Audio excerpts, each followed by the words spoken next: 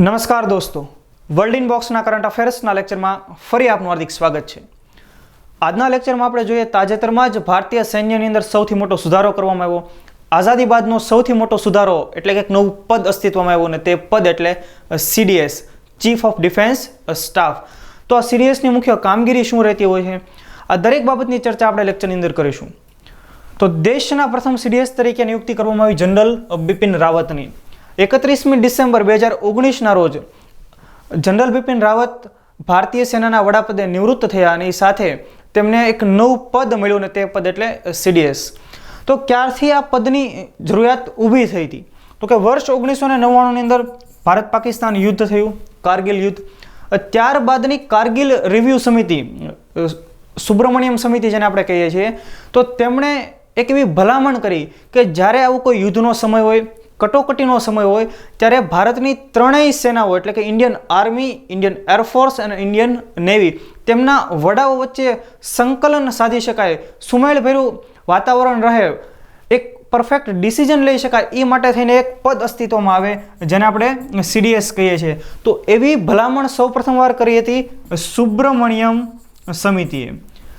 ત્યારબાદ 2012ની અંદર નરેશચંદ્ર સમિતિએ પણ આવી જ કંઈક ભલામણ કરેલી અને આખરે ભારતના વડાપ્રધાન નરેન્દ્ર મોદીએ 15 ઓગસ્ટ 2019ના રોજ આઝાદી દિવસે લાલ કિલ્લા ઉપરથી આ પદની ઘોષણા કરી હતી અને આખરે તે પદ નિયુક્ત પણ કર્યું અને દેશના પ્રથમ CDS બન્યા જનરલ બિપિન રાવત. આપણે જોઈએ જનરલ બિપિન રાવતનું કામગીરી શું રહેશે, એટલે કે CDSને મુખ્ય કઈ કઈ કામગીરીઓ નિભાવવાની રહેશે. તો કે CDS ત્રણેય સશસ્ત્ર સેવાઓના પ્રશાસન માટે જવાબદાર રહેશે, એટલે કે ત્રણેય સેનાના વડાઓ વચ્ચે સંકલન સાધવા માટે મુખ્ય જવાબદાર CDS રહેશે. ત્યારબાદ સંરક્ષણ મંત્રીના મુખ્ય સૈન્ય સલાહકાર, ભારતના સંરક્ષણ મંત્રીને સલાહ આપવાનું કામ પણ CDS કરશે. આ ઉપરાંત પરમાણુ બટન દબાવવા અંગેના મામલામાં વડાપ્રધાનના પણ તેઓ સલાહકાર રહેશે. તો આપણે આ પરમાણુ ઓથોરિટી વિશે થોડીક માહિતી મેળવીએ. તો ભાઈ પરમાણુ કમાન્ડ ઓથોરિટી કે જેની સ્થાપના 2003માં કરવામાં આવેલી, જેને લીડ કરતા હોય છે ભારતના વડાપ્રધાન.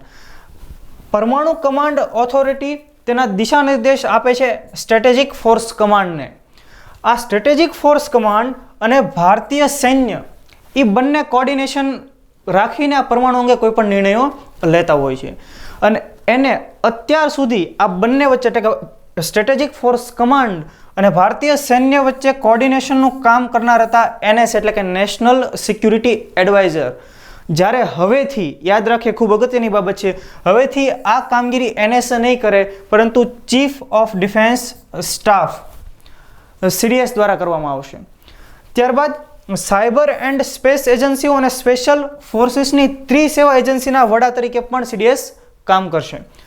CDSની મુખ્ય ભૂમિકા સંયુક્ત કાર્યવાહીઓમાં સંકલન સુનિશ્ચિત કરવાની, એટલે કે આપણે જે બાબત જોઈ તે જ કે ત્રણેય સેના દ્વારા કોઈ સંયુક્ત ઓપરેશન પાર પાડવામાં આવતું હોય એ સમયે સંકલન કરવાની કામગીરી CDSની રહેશે. ત્યારબાદ ચીફ્સ ઓફ સ્ટાફ કમિટીના કાયમી ચેરમેનનો હોદ્દો પણ તેમની પાસે રહેશે. યાદ રાખે, ચીફ્સ ઓફ સ્ટાફ કમિટી કે જ્યારે ભારતના સંરક્ષણ મંત્રાલયને કોઈ સલાહની જરૂરિયાત હોય છે ત્યારે ચીફ ઓફ સ્ટાફ કમિટી એમને સલાહ આપતી હોય છે. તો હવે એના ચેરમેનનો હોદ્દો પણ CDS પાસે રહેશે. ત્યારબાદ આપણે જોઈએ કે CDS પદ પરથી નિવૃત્ત થયા બાદ કોઈ પણ સરકારી હોદ્દો સંભાળી શકશે નહીં, એટલે કે જનરલ બિપિન રાવતનો કાર્યકાળ પૂરો થઈ જાય CDS તરીકેનો, ત્યારબાદ તેઓ કોઈ સરકારી હોદ્દો સંભાળી શકશે નહીં. આ ઉપરાંત CDS 4 સ્ટાર જનરલ રેન્કના અધિકારી હશે. ત્યારબાદ આપણે આગળ વધીએ કે CDSના પદની વય મર્યાદા, તો મહત્તમ 65 વર્ષની વય મર્યાદા. હવે વર્તમાનની અંદર આપણે જોઈએ કે ભાઈ સૈન્ય પ્રમુખ, આર્મીના વડાનો જે કાર્યકાળ હોય છે એ મહત્તમ 3 વર્ષ અથવા તો 62 વર્ષ જેટલો હોય છે. હવે 31 ડિસેમ્બર 2019ના રોજ જનરલ બિપિન રાવત રિટાયર્ડ થયા. એ સમયે એમની ઉંમર હજી 62 વર્ષ નથી થઈ, પરંતુ તેમનો કાર્યકાળ 3 વર્ષ સમાપ્ત થઈ ગયો. એટલે કે આ બંનેમાંથી જે વહેલું તે, તો એનો કાર્યકાળ 3 વર્ષનો સમાપ્ત થયો એટલે તે પદેથી રિટાયર્ડ થયા અને ત્યારબાદ તે ભારતના પ્રથમ CDS બન્યા છે. ઘણા એવા દેશો છે કે જ્યાં CDSનું પદ અસ્તિત્વમાં છે. ખાસ કરીને આપણે જોઈએ કે Italy, France, China, Spain, UK, Canada, Japan, આ ઉપરાંત આમાં USAનો પણ આપણે સમાવેશ કરશું. તો આ બધા દેશની અંદર CDSનું પદ અસ્તિત્વમાં છે. જોઈએ આપણે કે ભારતના અન્ય કયા કયા અધિકારીઓને 4 સ્ટાર રેન્ક અધિકારીઓ હોય છે. તો ભારતીય સૈન્યના જનરલ, ભારતીય વાયુદળના એર ચીફ માર્શલ, ભારતીય નૌકાદળના એડમિરલ અને ઇન્ટેલિજન્સ બ્યુરોના વડા, આ 4 અધિકારો 4 સ્ટાર રેન્ક અધિકારીઓ હોય છે અને આમાં 5મા અધિકારી તરીકે સમાવેશ થયો છે CDSનો. તો દોસ્તો આ તમામ માહિતીઓ હતી CDS વિશે, તેમના કાર્યકાળ વિશે, તેમની મુખ્ય કામગીરીઓ વિશે તથા દેશના પ્રથમ CDS વિશે. જો આપને વિડીયો પસંદ આવ્યો હોય તો તેને લાઇક કરો, વર્લ્ડ ઇન બોક્સની ચેનલને સબસ્ક્રાઇબ કરો તથા આવા નવા વિડીયોની નોટિફિકેશન માટે બેલ આઇકન જરૂર પ્રેસ કરો. Thank you very much.